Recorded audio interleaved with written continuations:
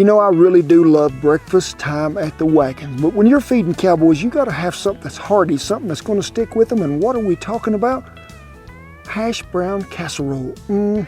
But this is not just your usual thing you might see. We're gonna jazz it up a little with a little cream cheese that's blended in there, but also quite a bit of bacon spread there throughout. So stick with me and join me and let's eat breakfast together.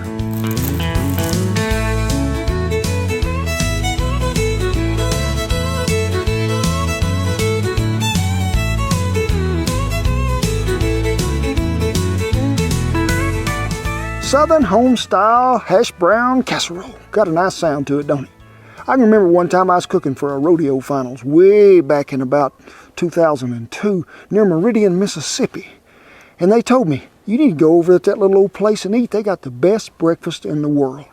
I eased across there the next morning and that lady said, we don't have a lot on our menu, but we got Homestyle Southern hash brown casserole. Be the best thing you ever eat, and I'll bring you 2 fried eggs to go with it and some more bacon. I said, yes ma'am, bring it on. Folks, I went over there 4 days in a row and ordered Southern hash brown casserole every morning for breakfast. I did. It was so good. So we're going to recreate it today. First, we're going to start out with cream of chicken soup. That's one thing I've always admired about our viewers and our recipes is we try to keep this simple to where you can find the ingredients that you're going to need. So we're going to put her in there, make sure it all comes out, and we did get it all. Now, every recipe I've ever seen in my life called for sour cream. Now, how much would you think that is? You in the 4th row by the pine tree holding 2 pine cones. Yep, that is exactly 7/8 of a cup. We're going to add 1 more to go with it. They were right on the money we are. So I got me a block of cream cheese, got the mixer out in the house and tried to whip it, but it's cooled off. It's about 40 degrees in here. So we're going to try to get that dumped in there as well. And you can see it's set up pretty good. So I'm thinking this would be a good time in life to go ahead and add the egg or cackleberry, hen fruit, rooster bullet. A whisk is never going to touch that. You know it, Shan? So what are we going to do? I'm going to break out the power tool. I mean, ain't nothing I love better than bringing a power tool to the kitchen. Sometimes you might even need a chainsaw. Right angle, because I'm right-minded. And we're going to see, can we blend this all together? I will tell you this, if you want to buy that whipped cream cheese that's already in that little plastic tub, you'd probably be money ahead. Now we need to add half of this cheese. I got about 2 cups here, so we're going to call it about that much. That bacon that we chopped up, that onion that we have right here,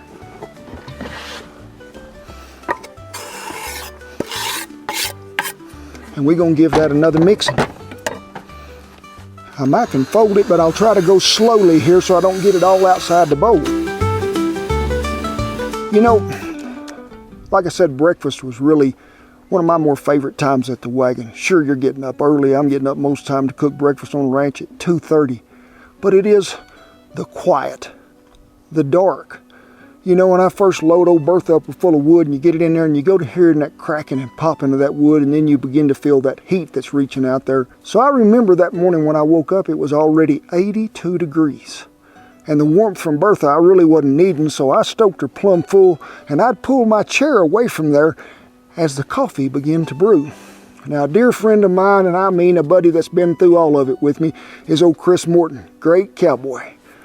He always knew he was welcome to come into camp before anybody else got there, and me and him would have about 40 minutes to sit and visit and have coffee.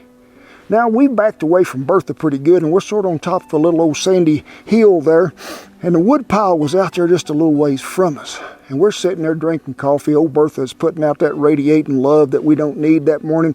So we back up just a little further, and we're sitting there, and you can hear turkeys gobbling way in the distance.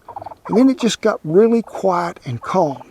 And I hear this sound that I've heard so many times, and I've often wondered where it was when I heard it. And it was the rattle of a rattlesnake. Now, it wasn't like that he was just rattling real fast, but I could just hear him shaking. I knew he was crawling through camp. Now, I figured he come out of that wood pile, but it's dark as pitch black. I'm telling you, we ain't even got a lantern lit. And I look over at Chris, and I said, did you hear that? He said, yeah. He said, sounded like a rattlesnake, don't he? And I said, yeah. He said, why don't you get up and get the flashlight and see where he's at? I said, why don't you get up and get the flashlight and see where he's at? We both just sit there in them chairs, and I told him, I said, maybe if we're quiet and we don't move much, he'll crawl right on through camp and go out the other side. When I didn't hear him no more, I made sort of a wide swath around there and got my lantern, turned it on and lit it, and that old sand about that deep, and you could see that track to where he crawled right between my chair and Chris's. He left right on out of camp. Later on that evening, he come back around the camp. You know what happened to him then? He was hors d'oeuvres that night, because we had us some little fried rattlesnake kebabs right there we did, and they was some fine good eating. But breakfast always brings about special memories and special moments, whether it was a rattlesnake or camp, whether I got to hear them turkeys gobble, an old coyote howling in the distance, or the jinglings of spurs as they were coming to camp. I love me some breakfast at the wagon.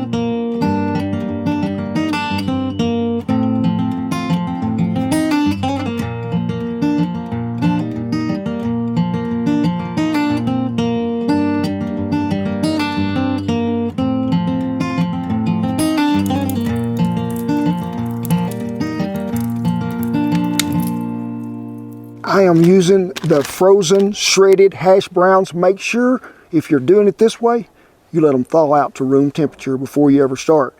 Now, if you don't want to use them and you want to go the good old-fashioned way, hey, go back and look at our hash brown video that we done and see how to prepare the hash browns that you're going to need.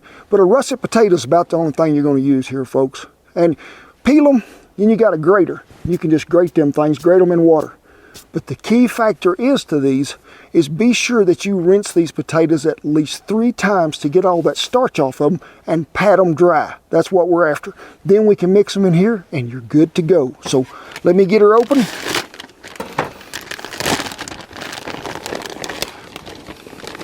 I think the bowl might be full time we get through today, Shan. We're going to see if we can blend this in without tearing too much stuff up. Just keep stirring and mixing till you know you got it all. So when you're getting this mixed, I need you to have went ahead and had 3 tablespoons of butter just melting over. I got mine sitting over on old Bertha, and we're going to add them in here because you just got to have butter. Now, if you're cooking this in the house, preheat that oven to 375 degrees Fahrenheit. That's what you're going to need to put it on. Get you a 9 by 13 casserole dish and grease it with about 1 tablespoon of butter. So we got it to here. Let me get the butter. Whoa, whoa, whoa, whoa, whoa, whoa. Is it hot? Nearly as hot as that skillet was. So we're going to pour in there quickly, about just like so. We're going to go ahead and use our original seasoning. You ain't got none of that. Get you some salt and pepper. Just make sure it's the coarse ground black pepper. Give it a pretty generous shaking, because like I say, we're going to mix it. And I get all this mixed up, I'll find me a 12-inch Dutch oven. We'll grease her and get to going.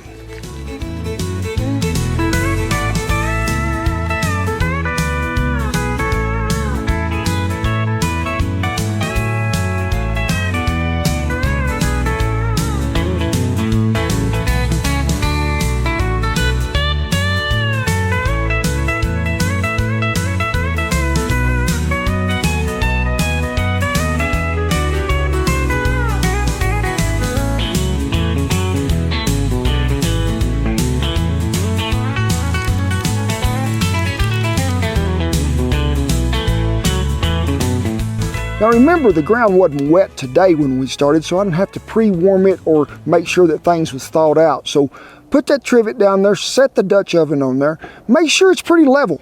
Get you a layer of coals around the outside edge of that Dutch oven, and then pretty light, I would say, on top. Now make sure when you're cooking this, I would say you have a medium heat to where you just want it to cook through, melt that cheese, brown it on top, and you're good to go.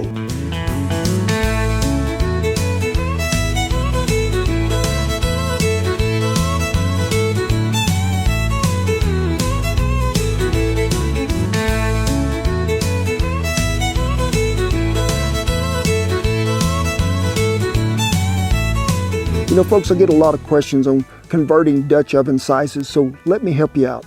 An 8-inch diameter or a 2-quart Dutch oven will feed about 2 to 4 people. A 10-inch Dutch oven, which is a 4-quart, will feed about 4 to 8. A 12-inch Dutch oven, which is 6-quart, which is what we're using today, will feed 8 to 12.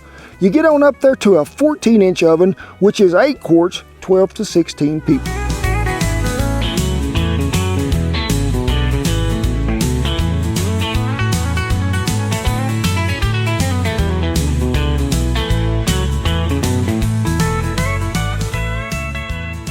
It is pretty, and it reminds me of the first time I ever had it. It does. Now I'll walk you backwards just a little bit. You see me dump that heat off that Dutch oven lid right before we got finished because them coals was not hot enough to really get that cheese like I wanted it. So I put me a little fresh heat on there, let it go about 5 more minutes, and we was good to go. Now you keep an eye on this in the oven, and if you're getting a little brown on top, put your little foil over it so you don't brown that cheese too much because you want it just right. But remember, the key thing too is let it set for about 10 minutes so it'll be able to congeal a little and you can cut it out of there and slice it. Hi Lulu, glad you showed up. I am going to have me a bite of this, and you can see it stays together well. That's what I like about it. It's not just something that just falls apart.